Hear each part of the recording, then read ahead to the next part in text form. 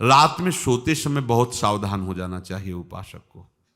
वैसे तो हर समय सावधान, पर सोते समय ऐसे सावधान होना चाहिए जैसे मृत्यु के समय योगी जन अपने सारे इंद्रियों को समेट लेते हैं और अपने स्वरूप में, अपने प्रीतम के स्वरूप में लगा देते हैं।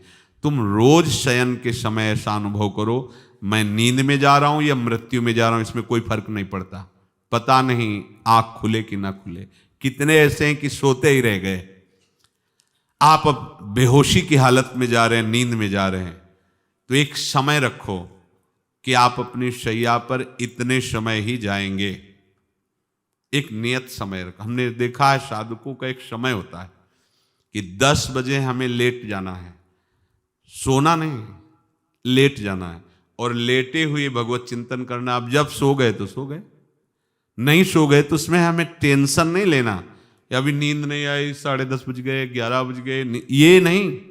आंख मूंदी, मंत्राकार वृत्ति, तो बिना नींद की गोली के सो जाओगे। यह है ऐसा, भजन में मन लगाओ, सो जाओगे। जिनको नींद ना आती हो उनके लिए सही दवा है, आप नींद का चिंतन न करके प्रभु का चिंतन करने लगो। देख लेना आप कब सो गए पता नहीं चले। और अगर सौभाग्य से नींद ना आई तो नींद में जो इंद्रियों को पुष्टता मिलती है वो होता है संसार का विस्मरण। नींद में खास बात क्या होती है कि संसार का चिंतन छूट जाता है, फिर वो मस्त हो जाता है। उसमें जो ऊर्जा शक्ति वो जागृत होती, संसार के चिंतन से ऊर्जा शक्ति नष्ट होती। तो 4 घंटे 5 घंटे संसार के चिंतन से रहित पड़ा रहा सुषुप्ति में, तो उसे ऊर्जा शक्ति फिर आ गई। और अगर 4-5 घंटे आप प्रभु के चिंतन में रहे तो संसार का चिंतन छूटा, आनंद सिंधु का चिंतन हुआ। तो ये नहीं होगा कि आज रात्रि सोया नहीं तो बहुत टेंशन है, परेशानी, ऐसा नहीं होगा। भीष्म जी आज्ञा करते हैं रात्रौ च कृष्णम। ये बहुत सावधानी की बात, प्रायः इस सावधानी में नहीं रहा जाता। बचपन से सदगुरुदेव भगवान ने यही शिक्षा दी थी, गुरु कृपा से ऐसे उपदेश मिले थे। सोते समय कोई वार्ता नहीं, कोई अन्य चिंतन नहीं, चुपचाप अपने मन को हटाकर केवल इष्टमय करो। कब नींद आ जाती है इसकी चिंता मत करो, इष्टाकार वृत्ति करके ही सोना चाहिए। तो आगे जो लिखा है पुनरुत्थिताये, जब उठो तब वैसी वृत्ति, तो कुछ दिन बाद स्वाभाविक हो जाएगी, स्वाभाविक हो।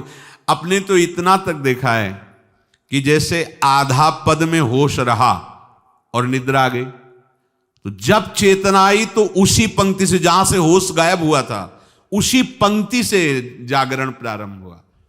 ऐसा ही जब ऑपरेशन के समय बेहोश किया गया था तो उनसे कहा था हमें बता देना कुछ मिनट पे, तो उनका हाँ लगाने वाले इंजेक्शन और कुछ ही सेकंड में इसका असर, बस।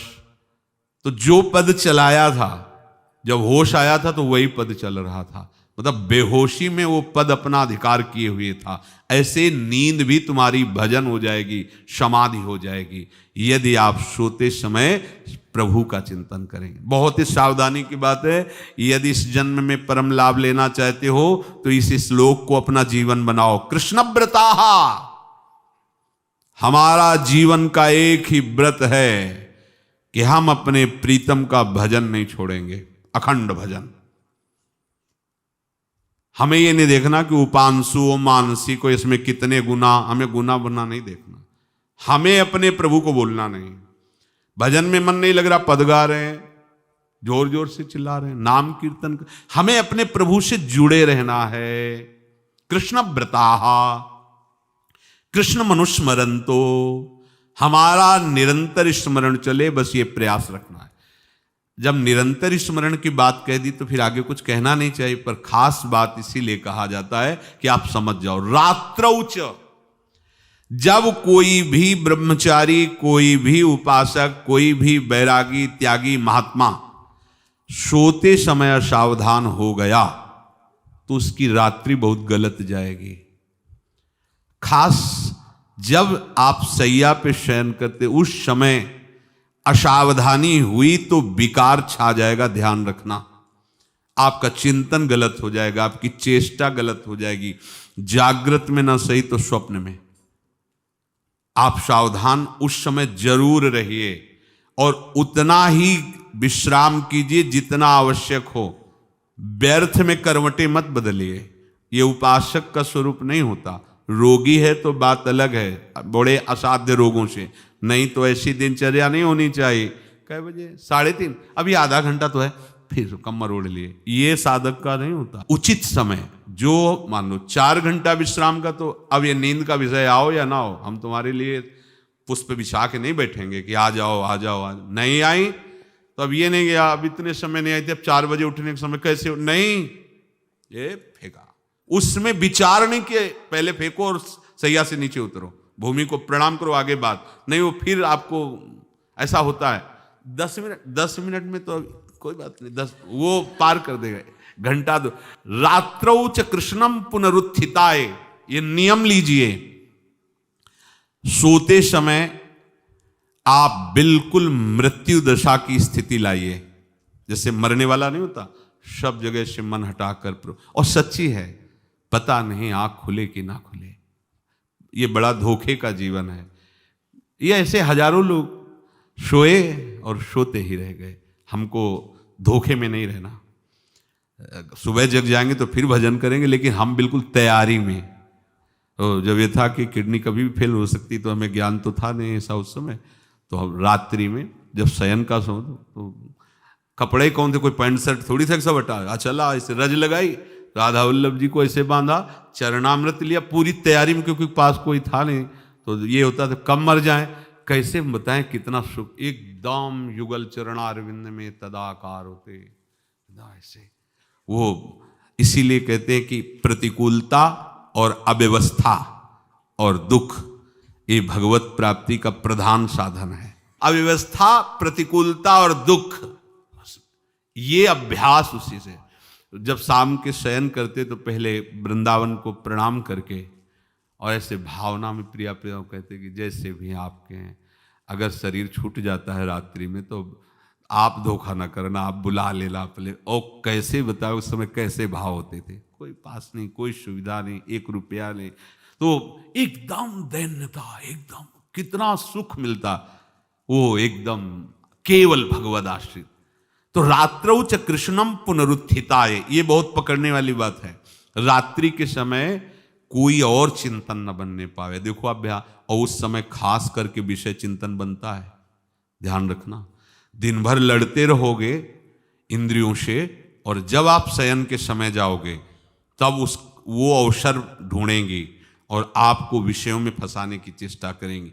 कोई क्रिया या पूर्व में कोई क्रिया या कोई दृश्य या कोई बात, अगर कहीं मोबाइल से मित्रता है और बगल में रखा है तो भूल जाओ, रात्रौ च कृष्णम पुनरुत्थिताच। जब तक नींद नहीं आती तब तक फिर वो ऐसी सामग्री डाल देगा कि वो बर्बाद हो जाओगे। साधक मान लो, हमारी प्रार्थना मान लो, हम मानते हैं कि आज के समय में यंत्र का बहुत बड़ा प्रभाव है। अब यंत्र का प्रभाव देख लीजिए, यही छाती पे मोबाइल होगा, यही धड़कन के साथ वो घंटी बजे और कुछ नहीं। ऐसा भगवान का खेल रचा है। और इसमें सबसे खतरनाक बात है कि आप जो चाहो देख सकते हो, जहां चाहो, जैसे विश्व की पूरी बात, पूरा विश्वात्मा है, ये विश्वात्मा स्वरूप है, सर्च करो देख। अब अगर साधक सावधान नहीं है तो समाज में तो ऐसे कट गया। अब एकांत में जब शयन के समय गया, उस समय मन आपको फंसाने की चेष्टा। प्रार्थना है, अगर आपके पास मोबाइल हो तो एक उसका समय रखो। अगर आपको ऐसा लगता है कि कोई परिस्थिति आ जाए, हम स्विच ऑफ किए हैं, तो एक और मोड कहते हैं, कोई फ्लाइट मोड दो, क्या मोड में लगा दो, सीधे मत रखो, मोड में लगा दूर रख दो। आप अपने चित्त को प्रभु में जोड़िए। रात्रि के समय मोबाइल का प्रयोग मत कीजिए।